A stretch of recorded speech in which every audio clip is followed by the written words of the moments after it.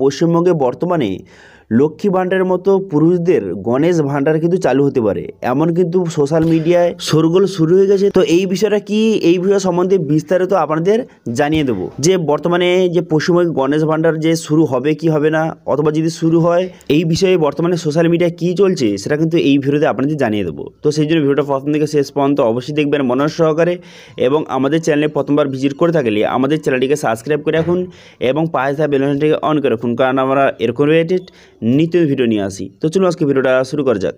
2021 বিধানসভায় নির্বাচনের মতো 2024 লোকসভা নির্বাচনে পশ্চিমবঙ্গ শাসক দল তৃণমূল ব্যাপকভাবে প্রত্যাবর্তন করেছে। 21 বিধানসভা নির্বাচনে যেমন তৃণমূল গোল গোল রব উঠে সিট সংখ্যা বেড়েছিল, ঠিক তেমনই এবারেও 2024 লোকসভা নির্বাচনে কিন্তু অনেক সিট কিন্তু বেড়েছে। এবারও তৃণমূল আসন সংখ্যা বাড়িয়েছে এবং 2021কে হাতছাড়া দিয়ে 6টি লোকসভা ফের নিজেদের ঘরে ফিরিয়ে এনেছে। অর্থাৎ 2021 থেকে 2024 আরও কিন্তু অনেক ভোট পেয়ে সিট সংখ্যা কিন্তু অনেকটাই কিন্তু বেড়ে গেছে।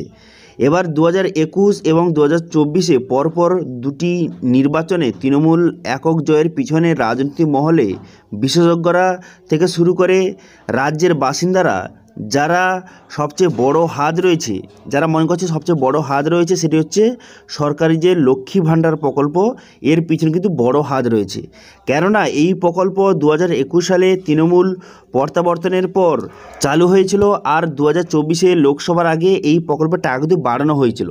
তো সেই জন্য কিন্তু এখান থেকে অনেক কিন্তু ভোট সবাই কিন্তু দিয়েছে। এর জন্য রাজনীতি মহলে বড় অংশ এবং সাধারণত নাগরিকরা লক্ষ্মী ভাণ্ডার প্রকল্পকে তৃণমূলের সাফল্যের কারণ হিসাবে তুলে ধরার পাশাপাশি এবার কিন্তু সোশ্যাল মিডিয়া জুড়ে গণেশ ভাণ্ডারে কিন্তু দাবি করছে। লক্ষ্মী ভাণ্ডার যেখানে রাজ্যের 25 থেকে 60 বছরের মহিলাদের প্রতি মাসে হাত খরচ দেওয়া হয়, সেই জায়গায় রাজ্যের পুরুষরা কেন বঞ্চিত থাকবেন, এটা নিয়ে সোশ্যাল মিডিয়া শুরু হয়েছে নানা শোরগোল। সোশ্যাল মিডিয়া অনেকের দাবি, আমরা পুরুষ কি দোষ করলাম, আমাদের জন্য কিছু ভাণ্ডার চালু করুন। এমনকি অনেকের দাবি করছেন যদি লক্ষ্মী ভাণ্ডারের মতো পুরুষদের জন্য কিছু একটি প্রকল্প চালু করা হয় তাহলে পরের লোকসভায় 42টির মধ্যে 42টি এবং বিধানসভায় 294টির মধ্যে 294টি আসন কিন্তু তারা এই তৃণমূলকে দেবে। কেননা এই বিষয়টি নিয়ে তখন সরকারের তরফ থেকে বা তৃণমূলের তরফ থেকে এখনও পর্যন্ত কিছু জানানো হয়নি। যদি অনেকে মনে করছেন আগামী দিনে রাজ্য সরকার এই ধরনের কোনো প্রকল্প আনবে কি না, সেটা বর্তমানে নিশ্চিতভাবে বলতে পারছে না।